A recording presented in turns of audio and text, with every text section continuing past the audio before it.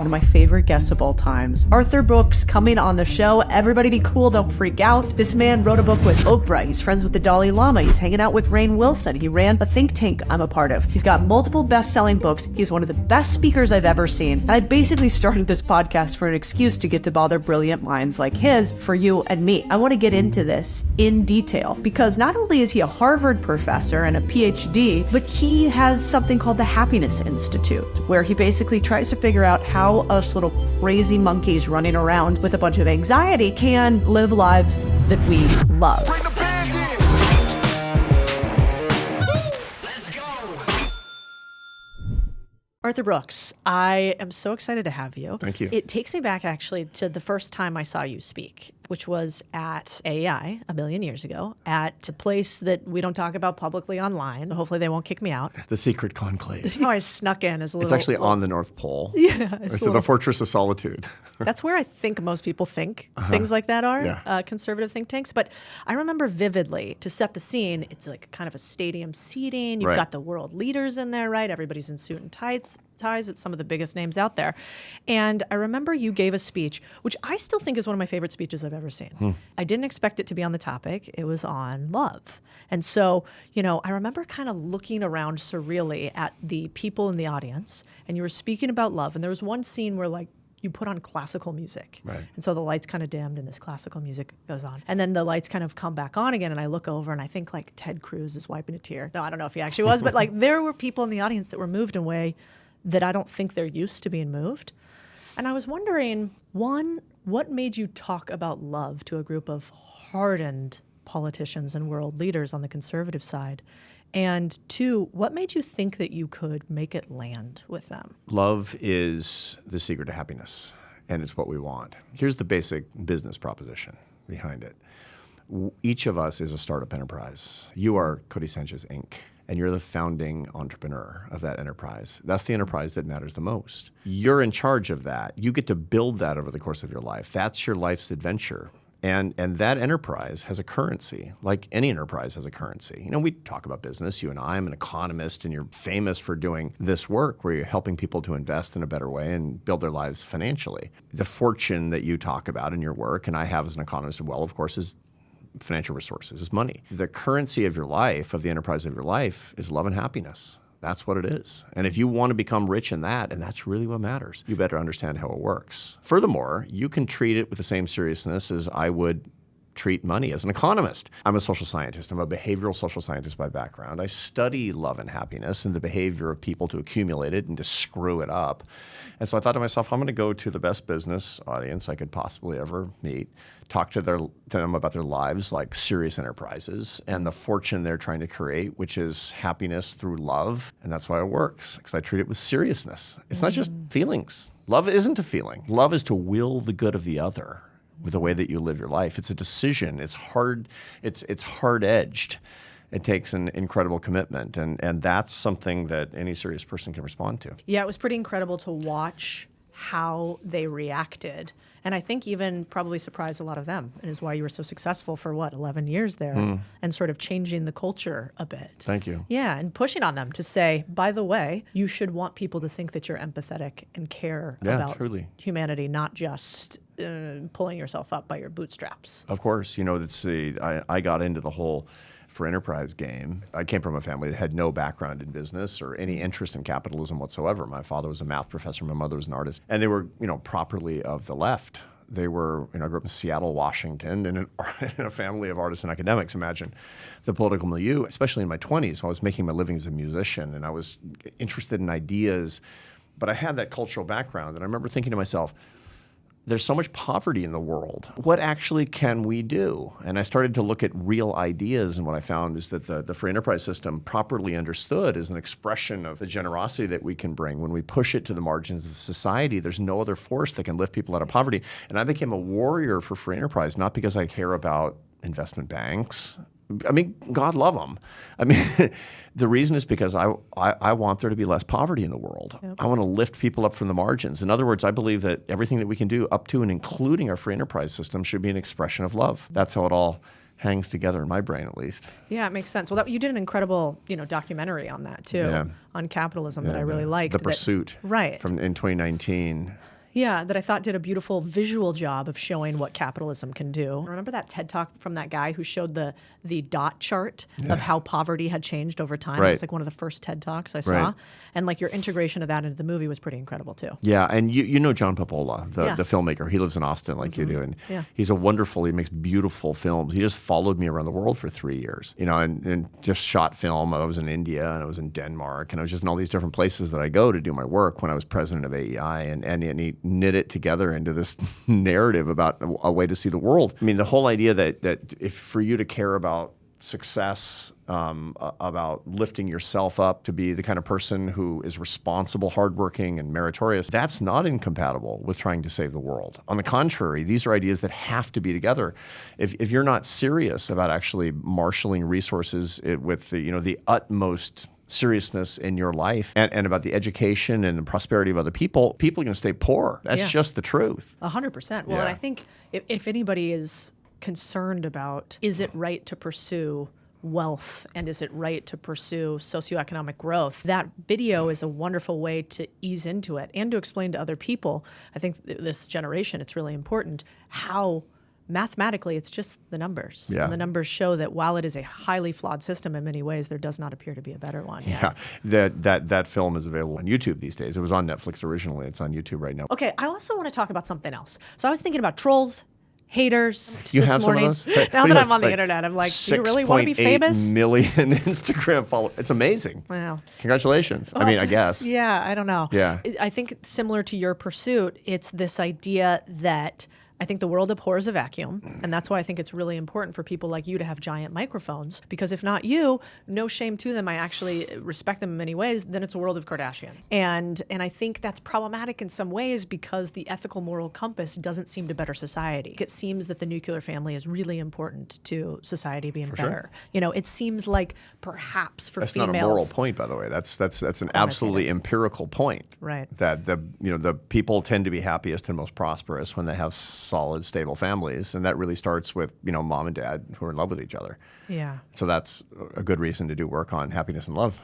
Exactly. Yeah. And one thing that you talk about that is so relevant for today, there was a line that I loved. The more you hate someone for their views, the more miserable you become. And this idea of contempt, if you feel it, and you are the one sort of throwing shame or contempt at another, you actually are less happy. Yeah. Can you talk about that and maybe why that's important for our world today? Yeah. So the Buddha one time said that to hate another person is like picking up a hot coal to throw at him. The one who's burned the worst is you. That's true, of course. When you hate somebody, you want to actually hurt that person, but you're the one who's ultimately miserable, and you're the one who's actually suffered the most grievous harm.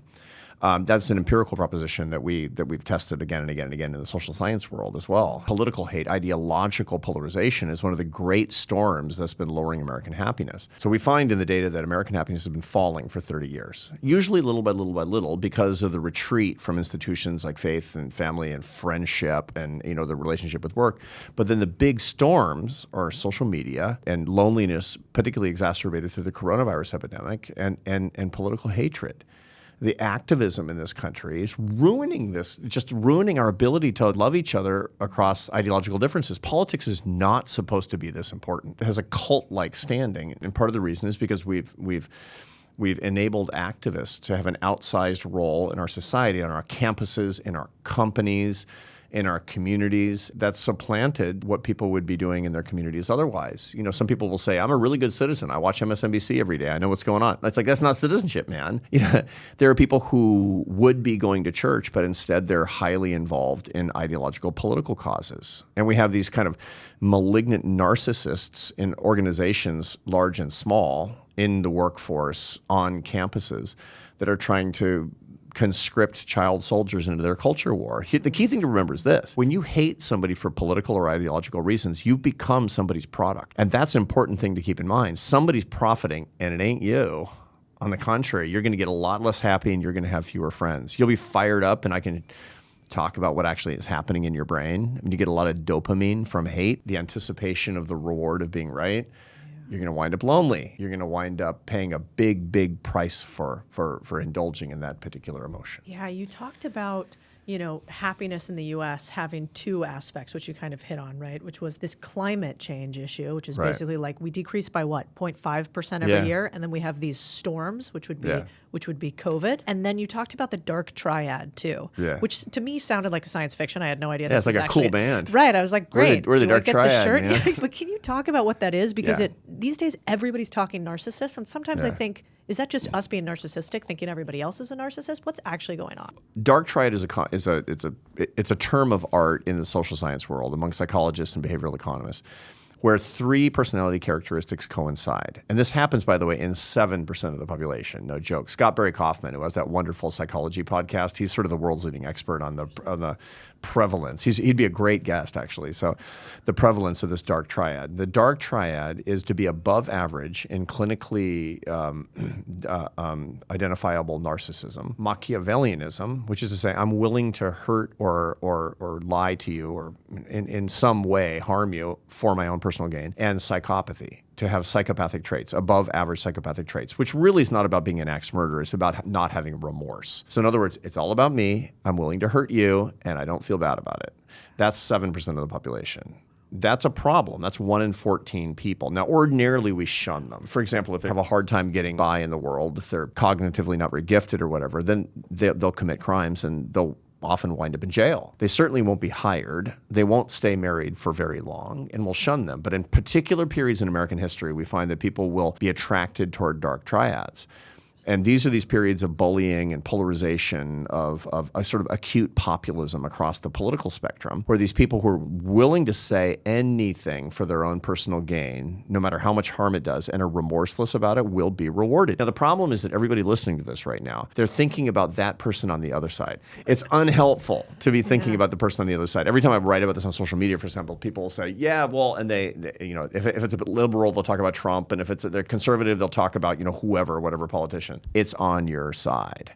And that's the problem that we have. We have this epidemic of dark triad leadership in media, in politics, on campuses. There's a very interesting set of papers. There's research now about so-called virtuous victimhood. Virtuous victimhood is the phenomenon in which leaders will get their prestige from the grievance that they get from particular victimhood status. And that virtuousness will turn into a form of bullying. That's a classic dark triad form of behavior, and we see it again and again and again. I'm such a victim. Oh, woe is me. That gives me a whole bunch of points. That gives me a whole bunch of power. And we see it on both the right and the left. Right now, if people are listening, they're going, yeah, I see it on the other side. It's because you're not looking at your own side. And that's a big problem for this country. That's driving down happiness. That's driving down opportunity. It's creating polarization such that we can't make common cause to solve problems across the ideological spectrum. Is it always a societal issue? Can it also be detrimental intrapersonally? And how do you determine if you are engaged with a dark triad? Yeah, I do a lot of work on romantic love. It's one of the things that I do. My class at the Harvard Business School, it's called Leadership and Happiness. And the most popular unit of that class is how to fall in love and stay in love. And I talk about the brain a lot. I talk about both the psychology and the neuroscience of falling and staying in love. And it's obviously of intense interest to my 28-year-old students who are really good at business, but nobody's taught them about the business of life, really. And so they're thinking about that an awful lot. When I talk about the dark triad, man, that is like a big buzz. And I start hearing about it from students who are not in the class, who are coming to me and say, I think I might be living with a dark triad, professor. Can you help me? And you know it is the bottom line. Because generally speaking, dark triads, they present very favorably. They're very successful in the dating market, for example. They do unbelievably well on the apps. They do really well on the first and second dates. They do incredibly well because they're willing to do and say anything for you to fall in love. Why? Because then the hook is set. And once the hook is set, they're willing to exploit you. They'll leave you with a broken heart and an empty bank account. Almost everybody listening to us has had a romantic interaction with at least one dark triad. The problem is, especially women who wind up with dark triad after dark triad after dark triad. That's a pattern of behavior that becomes a pathology. And we see there's a lot of that. We shows up in the literature. There are dark triads who are women too. So there are men who can do that. But men, generally speaking, break out of that pattern more than women do for whatever reason. You also find people who are in a work situation where their boss is a dark triad. And you can get into a situation where your political leader leaders are dark triads, or your media leaders are dark triads, or the culture is being generated largely online by dark triads. And that's a lot of what we find on social media. Yeah, you said something like 7% of the population is a dark triad, but also 7% of the population is the amount of the population that is happy that we are in a culture war. Yeah, so those are two different sets of data. So that, Scott Barry Kaufman's stuff about, the dark triad says 7%, and we see this in a lot of different data sources. There's also work from Tim Dixon, who has a group called More in Common, and he asks people in anonymous surveys, do you like or hate how polarized we become as a society? Do you wish that we were more one as a country, as a society? And you find that about 93% of Americans hate how divided we become as a country. That means that 7% don't hate it. I mean, who says, I kind of like how divided we become as a country?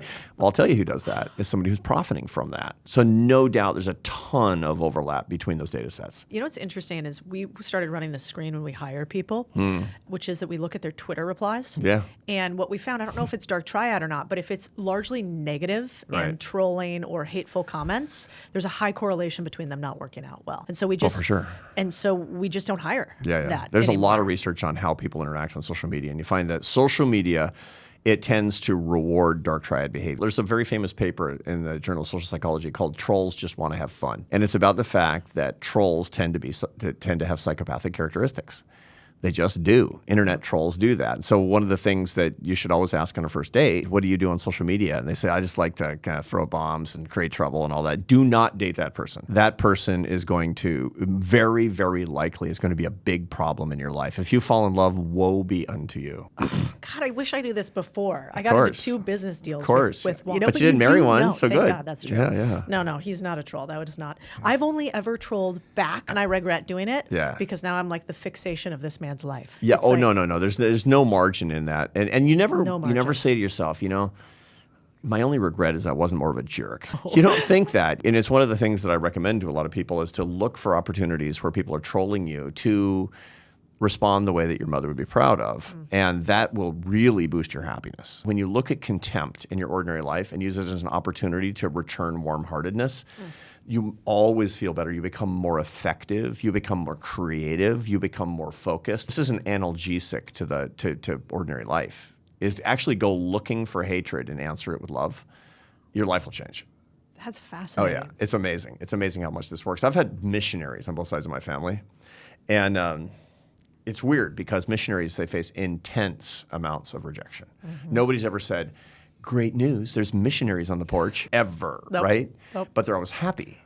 And the reason is because they believe they're bringing love and light where there's hatred and darkness. I mean, you can disagree with them, but that's what they honestly believe. And that's why they're happy. And so we can actually say, okay, I'm going to be a missionary for what I believe. I mean, not necessarily a religious missionary, although nothing wrong with that either.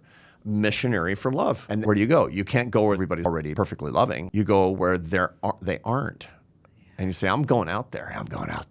Interesting. And I'm going to bring love. I'm going to bring light. And if you make that your passion on social media, it can be a very generative, a very productive experience. And it truly will change your life. Some of the studies that I read in your book were fascinating. I had just finished rereading Strength to Strength, so went back and reread Love Your Enemies. You got my whole ouvre. I know. I've been Did you read Performing Arts in a New Era? Not much. 2005. Genetic Algorithms and Public Economics. None of those? My I nerd bet they're credentials riveting. are impeccable. Yeah, you do. Yeah. In your newest book, I like the line that Oprah said, which was basically that she always has a story and you always have a study. Yeah. But what I found online that's fascinating is in a world in which I think trust is disintegrated and people have a hard time trusting institutions, they have a hard time trusting individuals, there's such power in the studies and science interwoven with story. And For sure. so there were a couple studies that I thought were fascinating, one in particular being the definition really of the book, which is, the 4 pillars of happiness, which you talked about that seem kind of obvious, but in a world in which common sense is not so common, perhaps aren't so obvious. Can you talk a little bit about those? Yeah. So these are the practices, the habits that the happiest people have in common. We start off the book by defining happiness, which is not a feeling. Very important because emotional self-management is critical to living a good life. And if you're just hoping for happy feelings, this is not going to lead you to emotional self-management. So we start off with a proper definition, which is that it's the macronutrients of happiness or enjoyment and satisfaction and meaning. And then we talk about, the difference between enjoyment and pleasure, about satisfaction, why it's hard to get and keep, why meaning tends to be so elusive. And then we say, okay, well, what are the practices that people have? What are the habits that people have in common who are getting a lot of those three macronutrients? In other words, they have a good balanced diet. Then we talk about the dishes in the happiness diet. And those dishes are faith, family, friends, and work.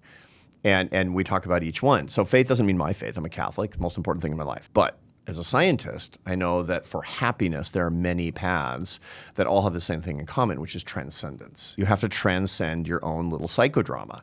Mother Nature wants you to think, Codie's the only thing in the world.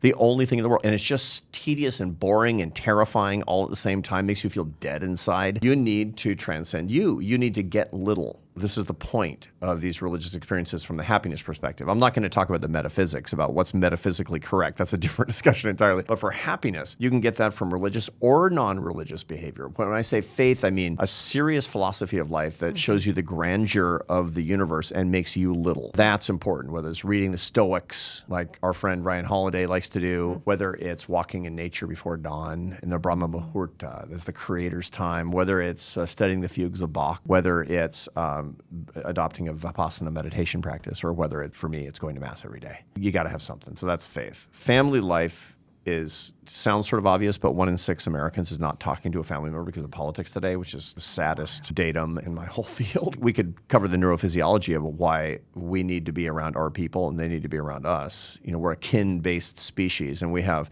neurophysiological ways to identify our kin and take pleasure in their company, but we know who they are, and it's important that we maintain those relationships. Friendships, I'm talking about real friends, not deal friends. A lot of people listening to this show, they want to be really successful. That is fantastic. I endorse that. I endorse the show. I endorse the philosophy.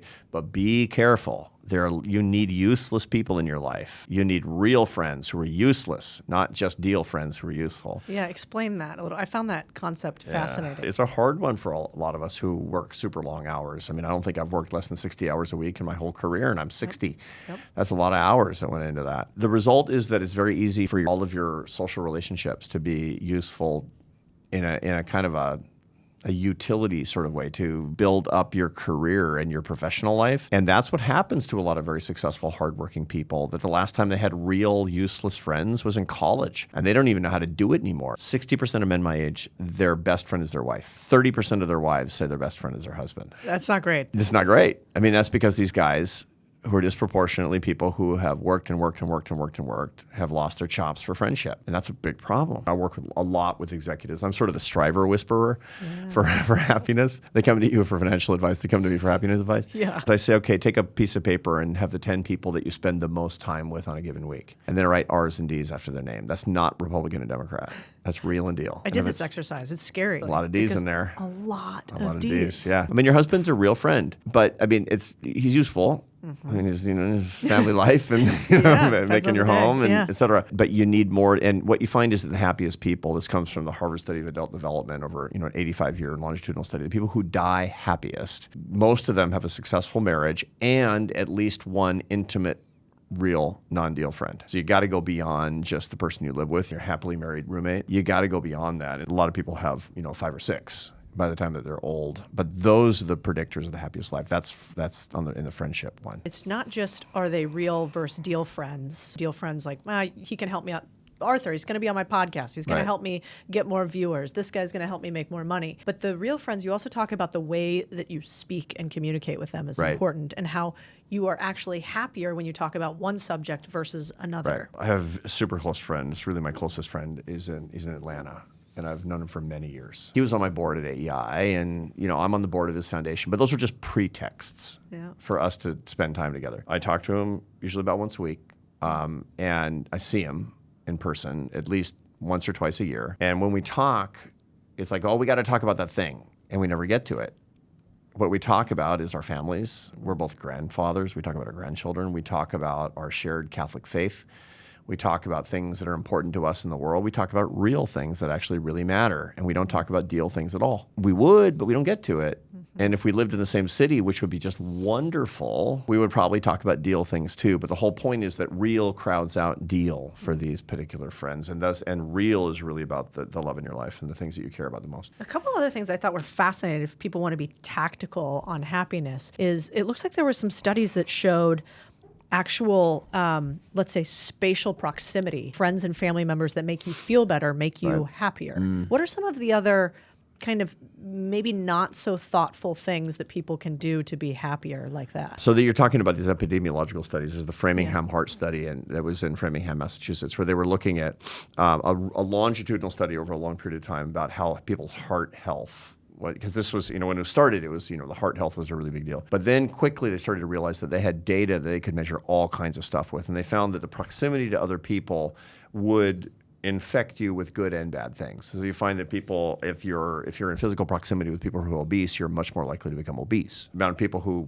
drink too much, you're much more likely to drink too much. And if you're around people who are happier, you get happier too, because we tend to mimic each other's behavior. As primates, we're prone toward mimicry is the way that this works. And you see people doing happy things and being happy about their lives, you're like, okay. And you do that too. They'll measure it. If you're within, 1/2 mile of a happy family member, here's the percentage likelihood that you'll get this much happier within a particular period of time. That's how social scientists actually see the world, is in those kinds of metrics. But it's really interesting because what that shows us is that happiness is you can catch it. It's a virus. Unhappiness is also a virus, is what we find. So there's lots and lots of practical things that you can actually do, and that's what my work really is about. They're not hacks, they're just basic practices. I talk about the fact that, for example, humans have a tendency towards what's called the negativity bias, where because of our evolution, we reward resentment and negativity and fear and sadness and anger and disgust, because that's what keeps us alive. Positive emotions are nice to have. Negative emotions are critical for keeping you alive. So the result is we always see the glass as half empty.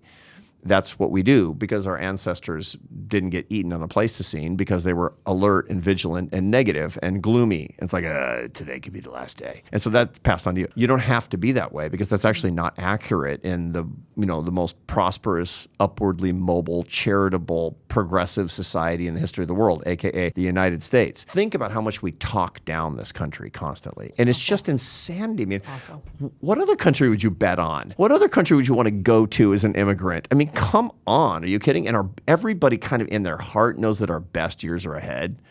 I mean, the best times are coming. But no.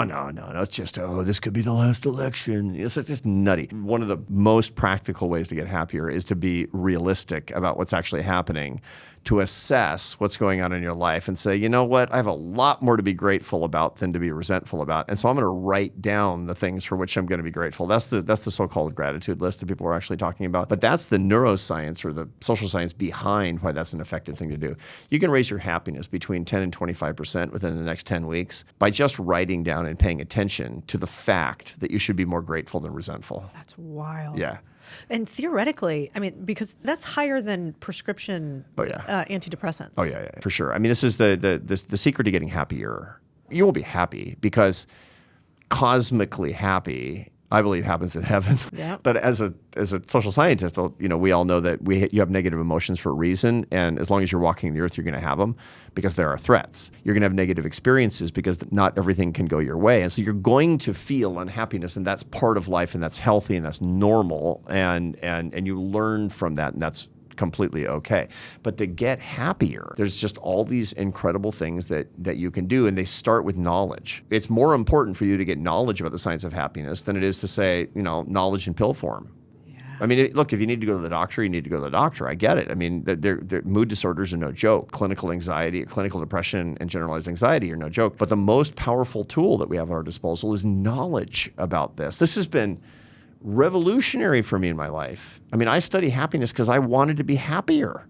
I wasn't happy. I wasn't happy as I should have been. I have the best life. I mean, I have a happy marriage and my kids are healthy and my life is good. I live in America, for Pete's sake. And I said, this isn't right. This isn't right. I'm going to go teach the science of happiness at Harvard because I want to emphasize this in my own life, share it with other people, and get happier as a result. And my happiness is 60% higher than it was 5 years ago. Wow. It's crazy.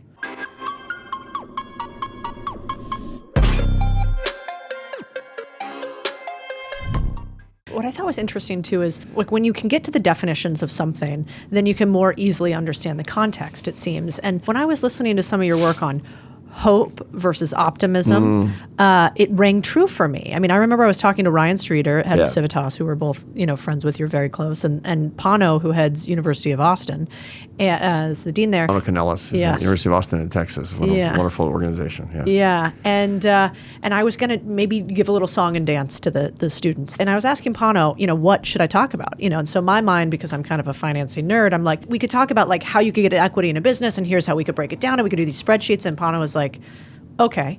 And he's like, you could do what kids really need more than anything right now. And I was like, okay, what's that? And he's like, teach them how to hope. And I was like, that sounds fluffy. I don't know how to do that. And you unlocked it a different way for me by explaining what happened during Viktor Frankl's concentration camps and the difference between hope and optimism. Right. Optimism and hope are often thought of as synonyms, and they're not. Optimism is a prediction. There's this funny thing in the psychological literature called the Stockdale paradox. And James Stockdale was an admiral who was captured during the Vietnam War, and he was in a Hanoi Hilton. He was in in prison, in a prison camp, and kept by the North Vietnamese. It was a bad situation. He noticed this weird thing. The optimists died. They died of a broken heart. He said, it's like, we're going to be out by Thanksgiving. And then Thanksgiving came and went. Oh, yeah, out by Christmas, Easter. And they got more and more and more despondent because their predictions didn't come true. The important thing to keep in mind is that you don't know if things are going to be okay or things are not going to be okay, but there's something you can do, and that's hope. Hope is this active virtue. So among Christians, it's a theological virtue. Faith, hope, and love. The whole idea that there's something can be done and you can do it. I don't know what the odds are, but I can actually do something that empowers you to act in a particular way. So the key thing is to say, okay, what can you do today? So when things are going rotten, and in everybody's life, there's grief and there's sadness and there's difficulty and there's barriers, and you wake up each day and say, okay, I got it. I have this situational awareness of these things. It's not perfect. What can I do today? What can I do today? That's a very hopeful way to start your day, and you will start empowered. That's incredibly important, as opposed to indoctrinating yourself with a bunch of false propaganda. It's going to be great today. Maybe it is, maybe it isn't. Yeah. You can be a pessimistic, hopeful person, as a matter of fact, and you'll be a lot better off than if you're a hopeless optimist. Which means I think everything's going to be okay, but there's nothing I can do. I get it. So optimism is much more outcome based and just prediction. External. It's just predicting the future, and we don't know the future. We don't know the future. I don't know what's going to happen. We're recording this in New York City. There's a lot of buses running through red lights out there. I don't know, but I know that I can actually keep my eyes open, look both ways, and not jaywalk too terribly much. I have hope that there's a lot that I can do, even though I don't know what's actually going to happen. Yeah, personal agency. Speaking of what's happening, what's going on with women these days? We used to be a lot happier than men. Yeah. You're like, where do we start? I know. Bring out the list. But I was looking at some of your research, and it seems like women, across multiple different categories used to be happier than men. Right. Now we're not. Right. How bad are we? What's the difference? And what happened? So that's a good question. What happened? So to a little bit of background on that, for the longest time, it was found that women were happier than men. And a lot of ways to look at that. Women at different ages were happier than men. Women of all different marital status were. Single women were happier than single men. Married women. Widowed women, way happier than widowed men. I told my husband that one. Yeah, I told my wife that. She's like, huh. And the only group of women that were unhappy were divorced women, and typically is because they had custody of the kids, and that's incredibly stressful to be a single parent, because working and kids, et cetera. That doesn't mean that there's not a lot of meaning. It just means that day-to-day enjoyment can be attenuated. But what you found is that over the past 20 years or so, women have converged downward to the unhappiness levels of men. So they've converged, and at first I thought, great, men are getting happier. Women are getting unhappier is what we find, and they're getting unhappier very quickly. And so there's a lot of different theories of it. You find that there's a lot less family formation going on. There's a lot less marriage that's actually happening. You find that men and women are diverging politically really, really quickly. You find that women are getting much more politically progressive and men are getting more conservative. And so the result of it is that, especially in a culture where people think that the most important thing for making a romantic match is, voting for the same party idiotically, as if that. So you'll find that they're less and less and less likely to find somebody that can actually love them as a person because of these differences in ideology, and they're just diverging in these particular ways. I think that a lot of the activism culture is particularly targeted at women. Social media is especially targeted at young women. It's creating a whole lot of misery with the social comparison, political hatred with the sense of loneliness that's crawling out of people's smartphones. And all these things together are creating an epidemic of unhappiness among women, especially young women in our society today. Yeah, I always like to remind people that I have an inordinate amount of face paint on anytime I come on these because, you see people on stages like this and we look okay, but, there's eyelashes on here, there's a ton of face paint, there's, it's not natural. And I think it's important that we kind of tell people that. I don't have the balls, like some of the women are like, I'm just not going to wear makeup. And I'm like, the thing is, I'm not, but I will at least be honest about it. That's actually an easier thing for men, to be sure. But of course, it's different because men are peacocking in different ways. That's true. They're doing different kinds of flex, having to do with their ability, their financial capabilities, their prowess in the workspace. More and more and more, by the way, with this highly visual media that we have, more and more men feel like they have to be in the gym all the time. Yeah. It's the craziest thing that you actually see.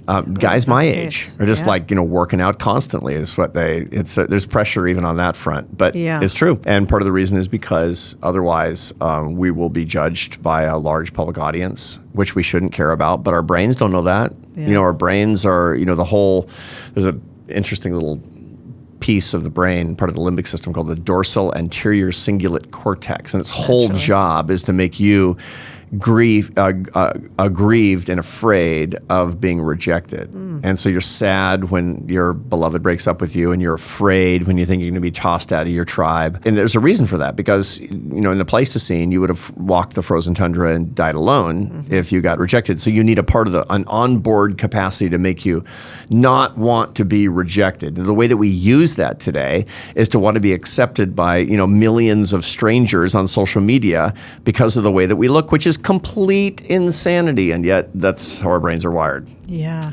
Do you think that some of the stuff that's going on with women has anything to do with, sometimes I think about it like the food pyramid. It's like, we were told for 30 years or however long. Eat a lot of carbs. Right. Eat a lot of carbs. Meat's actually not good. Yeah. And the more processed, the better. And so you did the thing. You followed the pyramid, and you had a way of life that you thought was actually healthy, but which isn't. And then I look at women today, and sometimes I wonder, and I'm an example of it. I'm a girl boss, if that's the phrase you want to use. I'm a working woman, but we're certainly working a lot more too. Right. Have you seen any studies that show women's happiness while working? I know online there's this big trad wife sundress movement. What does the data tell us about that? Well, we know historically that women have always worked. There's nothing. I mean, that's like that. That's historically anomalous. The idea that women not working and staying home. There's this pining for the 50s or something. And everybody's got to do their own thing for sure.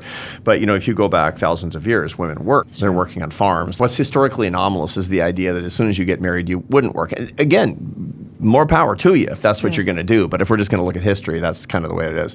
What we do find is that when work crowds out love relationships, you're going to be in trouble. We don't really have that much sympathy for men who do that because, we valorize that when men are workaholic. Workaholism is just any other sort of addiction that we have.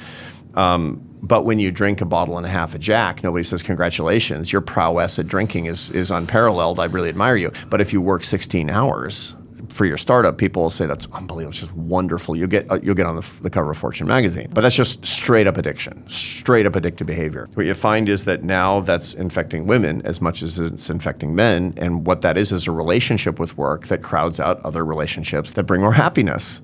Yeah. You need a relationship with the divine. You need a relationship with your family. You need a relationship, a real marriage, not a fake marriage, not a roommate marriage where you're just like, hey.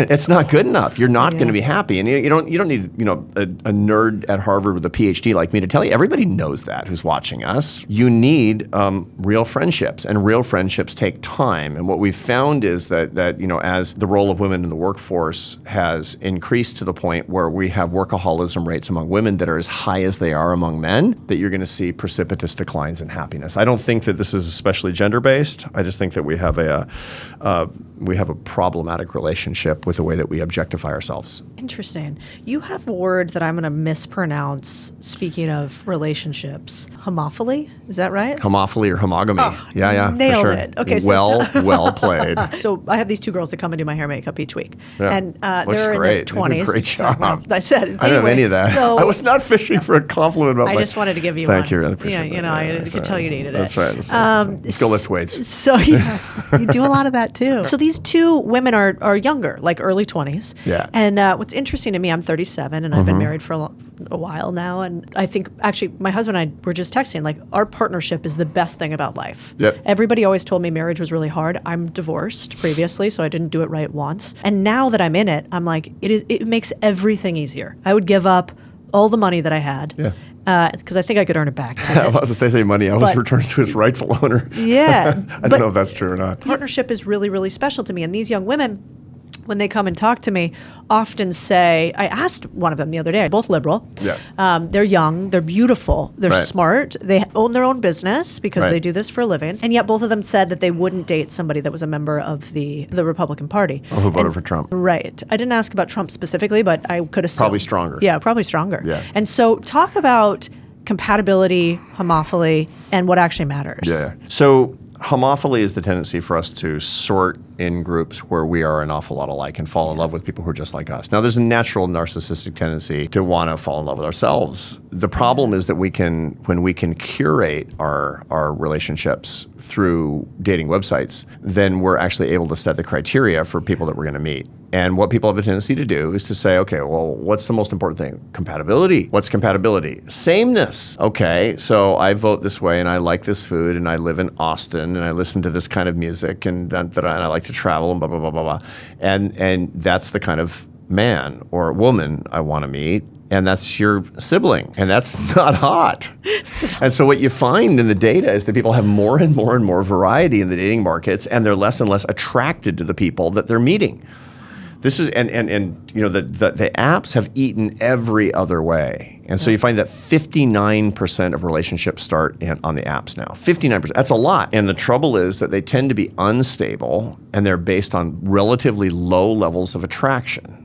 I mean, there can be, short-term sexual attraction. I mean, dating is a serious business. This is an audition for life partner if you're doing it in a way that's actually going to lead you to the most happiness. This is not a moral proposition, it's just a science proposition, basically. Mm-hmm. And this is almost the worst way that we can do it, is by trying to troll in a pool of people who are look like us. You need somebody who completes you, not somebody who mimics you. That's what you need. That's the reason that matchmakers are really successful, that parents can be really successful, that blind dates tend to be more successful, because your friends are like, I know it. Codie's got this thing, but there's this other guy, and she could really use that. That would be. They think about a fit as opposed to two puzzle pieces that are the same. They don't fit together, and that's a lot of what's actually happening here. Now, homophily and homogamy, people love people just like themselves. That's one of the reasons that we have more and more inequality in our society as well, because you find increasingly that people meet in college. And if they're at elite colleges, they're meeting at elite colleges. There are a lot of couples at the Harvard Business School, and they come out and they're both doing these super high-powered jobs. And so the result of that is you have more couples that are more alike with respect to their abilities and their educational aptitude as well. Yeah, what's interesting is my husband's so different than I am. Military, very strong guy, could care less about money. I mean, honestly, doesn't care at all about making money. Military. What branch? He was a Navy SEAL. He cares about service and purpose. He could be paid $50 million, and if it didn't have service and purpose, he would be unhappy. Yeah. And it's been incredibly complimentary, because I am in a chase for money and success somehow, and he is in a chase for service and purpose. And when we pair the two together, he got a nice house and doing all kinds of he got a nice and he can temper my crazy, and I can temper his in some way. This is very important to recognize, and people need a lot more of this. It's really, now part of the problem also is in our society today that we've become less and less tolerant of people who are not like us, and so couples won't get along precisely because they're complementary, and that's a big problem. You find that, by the way, the happiest couples, they tend to be one introvert and one extrovert. Yeah. And one is the threat spotter and the deep thinker, and the other one is the one who's like, the big personality and make sure that everybody gets out of the house and goes to parties. Yeah. That's a very stable thing. But if you're a narcissist, if you've been brought up in a culture that encourages you to be narcissistic, that you're thinking about your own identity all the time and me, you're not going to like somebody who's that much different than you. You're not going to have the initial attraction to that kind of person. And the result is that you're only going to keep going out with your doppelganger and wondering why you don't feel long-term attraction to the person. Fascinating, because nobody ever taught us that. No. In fact, people said opposites attract, but it was almost like in a bad way. Yeah. Like they attract, but be careful. Yeah. No. I mean, it's complete opposites. There has to be some level of compatibility. I mean, if you're a serious Catholic, you should find somebody who's a good Catholic. And that means, by the way, go someplace where they are. You're not going to meet them on the apps. You're going to meet them at church. It's one of the biggest pieces of advice that I get to people. It's like, I'm on the apps and I get a lot of dates, but I don't like anybody that I meet. It's like, maybe all the people you're dating, because it's the apps, are just looking for a fling. Maybe you should go someplace where people congregate who want the same thing that you do. Where might that be? Yeah. And we start thinking through institutions. And, a lot of it is a lack of imagination for people who are of dating age. Thank God I didn't have. I've been married 33 years. And, it's a long time. I haven't been on a date in, 35, 36 years. We've been on lots of dates, just not a new person. Exactly right. That's exactly right. Okay. Exactly right.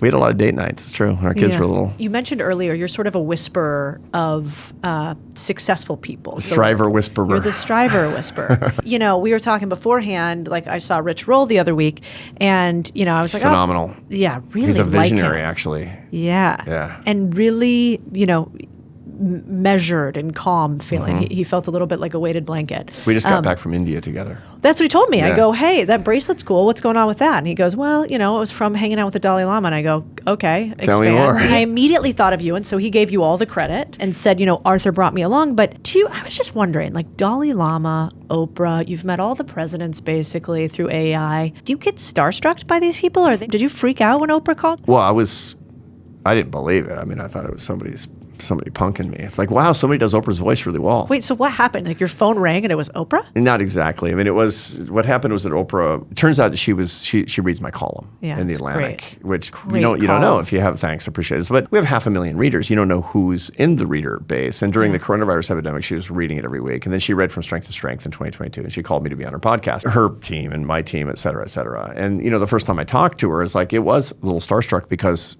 I've been hearing that voice my whole life. Yeah. My wife learned English by watching the Oprah Winfrey Show. Whoa. Yeah. I mean, it's amazing. It's the whole thing. But very quickly, you're talking to another person. Very quickly, that's what it comes down to. We all have the same drives and desires and needs. And we have a tendency to objectify other people. And that's the problem. So in my line of work, I get to work with a lot of people who are quite prominent because, and people who aren't. And they're just all the same. And the real gift that you can give anybody, no matter how famous they are, is to treat them like a human being, a beloved child of God, somebody who has the same needs that we all do, which is just to be loved and heard and respected and just to be a friend. And the Dalai Lama, you've continued to go back to meet with him for 11 years. A long time. Yeah. Different religious backgrounds and faiths. Mm-hmm. What keeps you going back? Like I hear when you meet with the Dalai Lama, you could ask him a question, but he's going to answer it sort of how he wants to. Yeah, he's going to say what you need to hear. So the Dalai Lama is the most intuitive person I've ever met, and he's become a beloved mentor and teacher to me over the past 11 years. I've had a lot of interaction with him. We've written together, and he believes we've known each other for many, many years, a long, long time. Wow. And so the first time that I met him, I noticed that he was studying me to tell me what I needed to hear, notwithstanding what I asked him the first time I interviewed him. And that has continued to pace. He's 88 years old. He's turning 89 on July 6th. So everybody mark the calendar and say a prayer for the Dalai Lama. The Dalai Lama, in his presence, you think you're seeking something from him. You're being sought by him and his wisdom. This is true in our lives. For all of us, we think we're seeking something, and we seek and we seek, and we're frenetically running around looking for it. You need to stop and listen, because then the thing that's seeking you can find you. That's the secret to actually finding your place, your metaphysical place in the world, your cosmic place in the world. To find the basis of your peace and contentment is allowing yourself to be found. And people don't trust that in this world that's so full of stimulus. And, oh, look, if I'm just going to read 1,000 books and I'm going to be very online and I'm going to listen to every possible podcast, and they should listen to yours.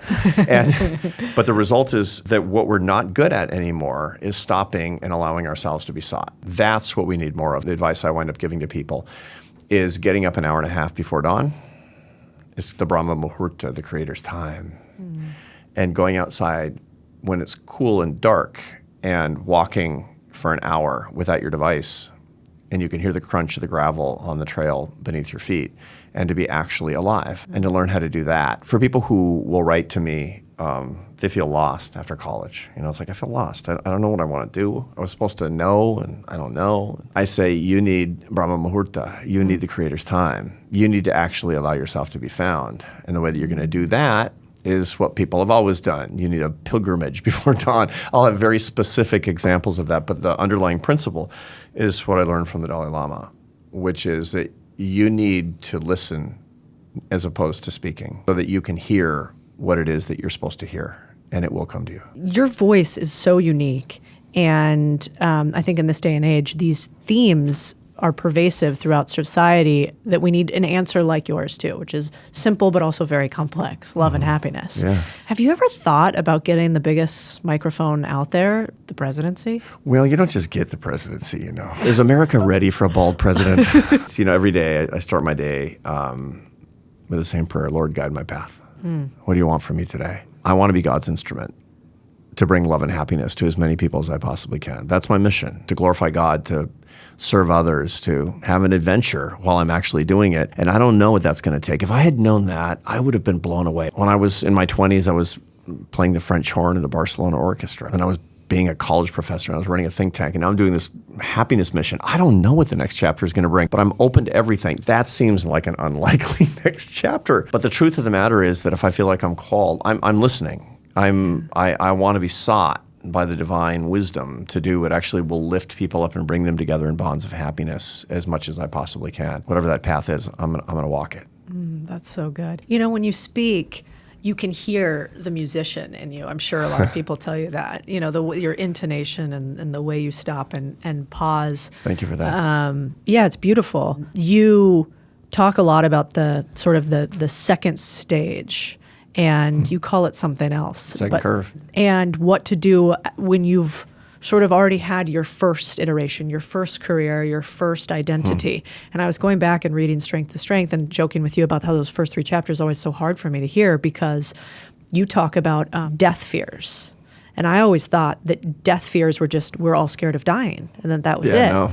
And that's not actually it. So can you talk about the varying death fears? I think I share a death fear with you. And then how you can get over that maybe with the second curve. Everybody has a stated or unstated answer to the question, who am I? And that really is, like we would talk about it on modern college campuses, your identity. But it's a deep identity. It's not just my religious group or my political affiliation or my racial group or whatever it happens to be. It's deep stuff of who am I? How do I see myself? What is that person that I see in the mirror? What's the salient characteristic that defines me? And each one of us has those things. Typically has to do with one of our strengths, for example. That's your death fear, is losing you, the you-ness. Now, getting hit by a bus, I can joke about that all day long. I'm not afraid to. I'm a Christian. I've been practicing for death my whole life. It's okay. I had a very scary airplane experience. It was about 3 weeks ago when I was coming back from India, where I was with Rich Roll and Rainn Wilson and all these. We had this great thing with the Dalai Lama. It was wonderful. And on the way back, I was on a 2-engine prop plane coming down from the mountains. And, about 15 minutes into the flight, the pilot said, we have a major technical malfunction. We're going to land right now. Prepare to land. And then all the flight attendants sat down and no eye contact, and looked out the window. One of the propellers wasn't working. Yeah. And we landed. We had 15 minutes to think about it, is what it came down to. Okay, I know that, planes can, we had a rough landing, but the planes can run on one engine, but it was a dangerous situation. That wasn't scary.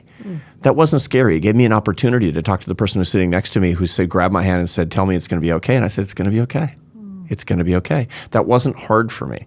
What's hard for me is losing the essence of what I think Arthur Brooks is, which is not important in the cosmic state of affairs, but it's my mind. And again, that's not important, because when I die, which I will, and I will be forgotten, each of us has 8 great-grandparents. How many can you name? First name, last name, 2? we're forgotten, and we're forgotten fast is the whole point. I get that. I totally get that. But losing the essence of who I believe that I am, what I'm able to do in our conversation today, and the mission that I'm trying to bring to other people in this apostolate of love and happiness, that's all my brain. That's all my mind. My heart and soul are tied up in the way that I'm able to express ideas. Losing that. And to make things easier, we have early onset dementia in my family. Oof. So far, so good. That's all I can say is so far, so good. But when my mother was my age, she was profoundly demented. Codie, I would lay awake nights because that's my death fear. And I offer it up in my prayers. I really do. And my wife swears she will still love me if that befalls me at any point in the future. I believe her. But that's death for me, and I'm really, really afraid of that. Now, that's also life for me, because recognizing that, I can lean into that and pay attention to that and savor the days that I actually have where I truly am alive, and I can have this beautiful conversation that we're having right here, because this is the life that I want to lead. And furthermore, recognize that should that happen, that I still will be a beloved child of God. And so it's only in leaning into my death fear that can I be truly alive today. So beautiful. What's yours? A lack of relevance. Being forgotten? Yeah. There's this Emma Bombeck quote that I go back to again and again, which is, at the end of my days, when I stand before God at the pearly gates, I hope I can say to him, I have nothing left, not one drop. I used everything you gave me. And I have this fear of not squeezing it all out. And what if I can't do it? And what if it's not enough? I'm an existentialist in some ways too. Like, I know that nobody's going to remember me even past 10 or 20 years, or definitely, past one generation of my kids. Your kids for sure, your grandkids less. Yeah, exactly. Yeah. So what? 2 generations, you're gone. So at the end of the day, what does legacy really matter? But that's my fear, is what if none of it mattered and I was totally irrelevant? The only way to deal with that is to lean into that. The only way is to envision that happening, to imagine that happening. This is how the Theravada Buddhist monks in Vietnam and Myanmar, when they have pictures, they have photos of dead bodies in various states of decay, and they stand in front of the photos and they say, that is me. It's only through the exposure, through the courageous exposure to your worst fear of death, can you conquer that fear of death and be truly alive today. And that's really important. And then, of course, offering it up in your spiritual life. Take that. I offer that up as a sacrifice. That's so beautiful. Arthur, thank you for being here. Thank you, Codie.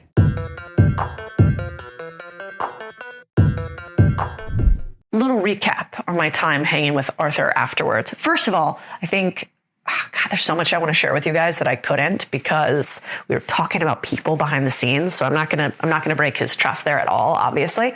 But it was really useful for me speaking to Arthur this week, because I had a tough week.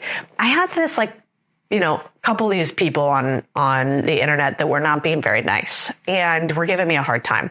And it's annoying because I kind of know them through people and their competitors in an industry of one of the businesses I have. And so, I think they kind of have perverse incentives. And to be frank, whenever I see it, I get mad. Do you ever get mad when you, somebody talks shit about you or you hear about it and your immediate reaction is not like, oh, I bet they had a hard day. It's like, let's kill everybody, starting with them, and break their kneecaps. Maybe that's just me.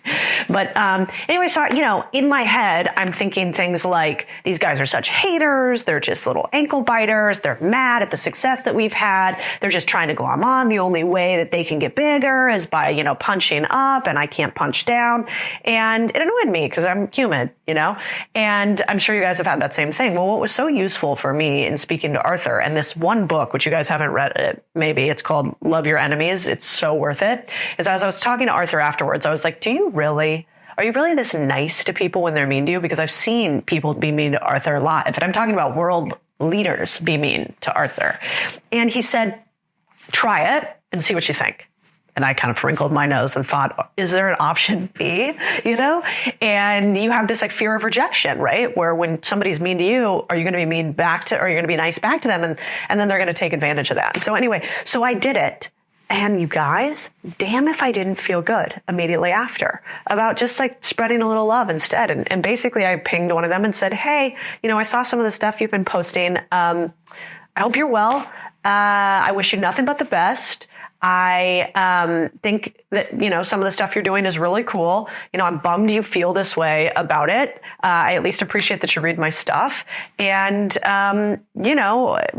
I hope you have a wonderful rest of your day. And I just left it like that. And I wasn't like snide or snarky about it. I just really tried to feel this feeling of empathy for them. And it made me feel incredibly better. Now, I don't think this means that you're not still going to get hate. You are. I think the reason we're all on this planet and you are here uniquely is because you need to go through these trials and tribulations to become a better human. And that's the entire purpose of this game we call life. And yet, if I can sit in what I call this like seat of empathy instead of this seat of contempt, it turns out I feel better. And I lost sleep the other night thinking about it instead. And once I had flipped the switch, I slept like a baby last night, you guys. I didn't think about it at all. And it reminds me of this belief that, you know, those problems that you have in your head, are they real? Or are they a series of potential imaginations that are keeping you up like a scary movie that you felt in your body, but you know could never actually be true? How much of the things we worry about are just our scary movies in our head, are just the residual effects of your brain telling you that there's some horror that could happen? But in fact, after you watch The Ring, a chick never comes out of your mirror with crazy hair and tries to murder you. It's just your brain having these signals in life because it's trying to keep you alive after hundreds of thousands of years of evolution. And I hope you get that same thing from Arthur. One of the other things I took away from him as I was sitting talking to him afterwards is how this podcast is teaching me one thing. Most of the people that have incredible things in their life and that are at the top of their game that I've met thus far are also incredible people. I kind of thought that that saying was true. Don't meet your heroes. You guys, I totally disagree. I am sure some of them are going to suck. And yet not one of them has. So from like Rich Roll to Arthur Brooks to, you know, meeting some of my all-time legends, I think it might be true that the better a human you become, the more successful you become at whatever aspect of life that you want. Now, these just happen to be monetarily and maybe fame successful and big thinking successful humans. But I do think that there's a correlation, and we were fed a lie, which is never meet your heroes. Meet your heroes. I bet they're better than you even think. And, or you're picking the wrong heroes. And maybe that says something else. The last thing is that when you meet your heroes, if you can take a moment afterwards and pause and reflect. So I do this new thing right now on Twitter called Lessons from the Road. And Lessons from the Road is essentially every single week, because I'm running around often to new cities. Like I'm in New York City this week. I'll be in Arizona and I was in DC. Every day at the end of the day, I do this tiny little practice, which is in my notes right here in my phone. You can see this if you're on YouTube. I write down from every meeting I have notes and thoughts I have afterwards. And what's fascinating about it is the lessons stick more when you write them down. Just like when you read a book and you highlight and you take notes, you're more likely to actually keep that content and that information in your brain. How much more likely? 2 to 3 times more likely. So if life is really just a giant book that you are reading, learning from, why would you not want to take some notes while you're on this road of life? And so this week I did exactly that. I wanted to tell you a funny story to close this out. So I'm in New York City. I love New York City. I'm walking in Central Park in the spring, best place in the world in the spring. I'm like enjoying life. I'm listening to Arthur's book on my headphones. I'm kind of preparing for the interview. And as I'm walking along, like, you know, the smell of flowers in the air, I look over, and just as there only could be in New York City is a guy who pulls his pants down and starts, you know, yanking himself. He's basically jacking off. I'm like, oh, New York, that's something else. So I go and walk around the guy and think, well, it's kind of gross, whatever. I keep going. But New York's so great because one of those pedicab drivers, you know, who has like the little bicycle cab, you know, kind of like a big immigrant dude, yells over at the guy and he's like, what the fuck's wrong with you, man? You know, pull up your pants. That's disgusting. Put that thing away. Nobody wants to see that. What kind of sicko are you? And I'm kind of looking at the pedicab driver like, yes, that's right. You get him. And so I look over to the guy, you know, he shames the man. He pulls his pants off. He like waddles off to go be a creep somewhere else. And I say to the guy, thanks for doing that. And he looks over at me and he goes, honey, I know you wish it was me, and said, winks, drives off. And I just thought, fucking New York City. Never take yourself too seriously. Maybe be a little nicer to humans and write some lessons down from the road. Until next week. Oh, if you guys haven't written a review or shared the pod, do me a favor. It'd be a big fucking deal if you shared this deal with other people. So please share the pod. That is how this thing grows. It's super hard to grow podcasts, like incredibly hard to grow podcasts. So anything you can do to share and review the pod, you'd be my favorite little human. Okay, see you next week. Bye, everybody. That I have it, you know that I got it. No need to look all in a bag. Starting like this because I work so hard. I'm the best.